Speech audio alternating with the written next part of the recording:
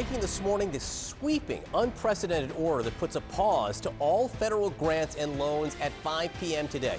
This could be trillions of dollars in funding that impacts programs and people in the United States and around the world, things like disaster aid, aid for medical charities, food assistance programs.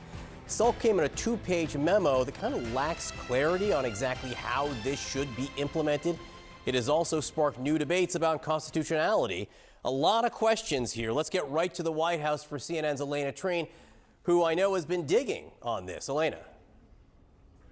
That's right. This is really the latest stunning use of power from President Donald Trump's White House just 8 days now into his new administration. And look, this internal memo that was circulated by the White House Office of Management and Budget says that all federal grants and loans will be halted starting at 5 p.m. today, potentially impacting trillions of dollars in spending, and also potentially impacting millions of Americans who rely on this type of funding. Now, I said, this is expected to take effect at 5 p.m. today. That means a lot of these organizations were given less than 24 hours notice of this change, and they have until February 10th to submit reports to the budget office at the White House, and from there, seeking clarity on how this will move forward. Now, one thing that is clear is that the freeze on this is something that the budget office is saying is for organizations that don't necessarily align with Donald Trump's views. I want to read for you what Matthew Vaith, the acting director of the Office of Management and Budget, said in an internal memo. He said, quote, "The use of federal resources to advance Marxist equity, transgenderism, and Green New Deal social engineering policies is a waste of taxpayer dollars that does not improve the day-to-day lives of those we serve." Now, to be clear, John, this memo does specify that Social Security and Medicare benefits are not going to be affected by this freeze. Also, individuals who receive these different loans directly will not be impacted. However, hundreds of different federal payouts are now in jeopardy, all from charities to different research bodies, universities, community projects. All of those could be impacted by this move. Now, we've heard a lot of top Democrats sounding the alarm on this.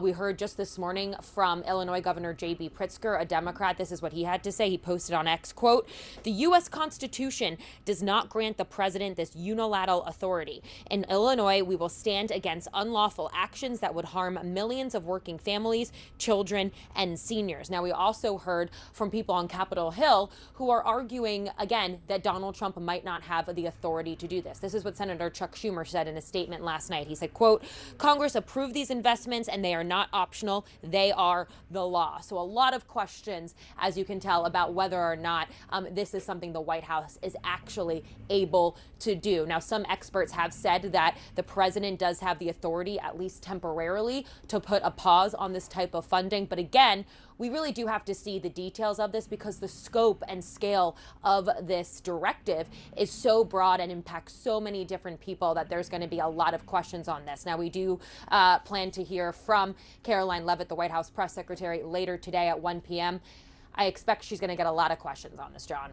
Her first, I think, White House press conference, and I do expect this will be a major topic there. Elena Train, great to have you on with us this morning. Thank you very much.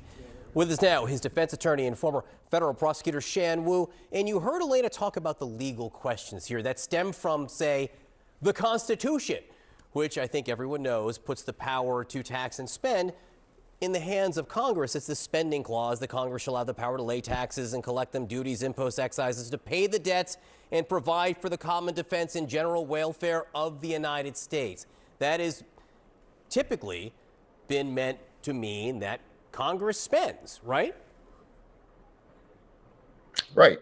And not only is there a constitutional issue, but there's also a law that was meant to address this, which does address it, the Impoundment Act. And this on its face clearly violates that. I mean, the 45 days that was just mentioned within the Impoundment Act allows for some temporary pauses, but the emphasis is on the transparency being required to Congress, that the executive branch would have to set forth the exact reasons. And, the reasons they gave in this memo is just a bunch of campaign slogans like, Marxist, anti-Marxist things, anti-trans issues. And it's very flimsy. I mean, on its face, I think what's interesting, John, is it sounds like it's kind of more, meat to the base. But underneath that is really this enormous expansion, continued expansion of the unitary executive theory, giving the president as much power as possible. So it's definitely headed for the courts. A huge potential expansion of power here. And I'm glad you brought up the Impoundment Act of 1974, because we can look at that, the Impoundment Control Act, we can look at that one of two ways here,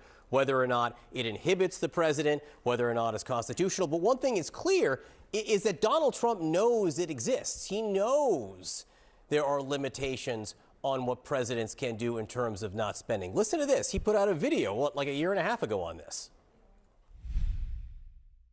Thomas Jefferson famously used this power, as did many other presidents, until it was wrongfully curtailed by the Impoundment Control Act of 1974. Not a very good act. Now, again, in this, it's clear he doesn't like the act, but I imagine in a courtroom, one could say he knows it's there. Oh, that's absolutely right. Again, the Trump administration, in my view, likes the legalities of much earlier times. So he's going back to Jefferson. And, that was enacted during President Nixon's period. And, some people have opined that Nixon only signed it because he was too enmeshed in the Watergate scandal to really be able to object to it. But certainly in the court, they're going to say that he's violating that. And unquestionably, what the Trump folks are going to argue is that the act itself is unconstitutional. So that will head directly to the Supreme Court. And despite the extreme conservative majority right now, this is a pretty questionable one because it's a classic separation of powers issue. It's a classic separation of powers. When Congress decides to do something, particularly if you look at this memo, which the White House put out, it's not saying we want to spend the money on this cause that Congress voted on in a different way or a certain way. It says that we just don't like what Congress decided to do. So that's going against an actual law passed by a majority in Congress and signed by a president, correct? No, that's exactly right. And that's why under the act processes, they would need to be far more specific than this general idea of, we just think that generally everything's heading the wrong direction, so we're not giving out any money until we approve it, make sure it goes through our filters. But you can't do that. I mean, this is money that's already been appropriated, and the damage is enormous. I mean, even this issue about not going to individuals is fuzzy, because while they're exempting that on its face, there's money that is federal money goes to state agencies to distribute to individuals. So it's very easy to see how it really wipes out a lot of benefits for individuals too.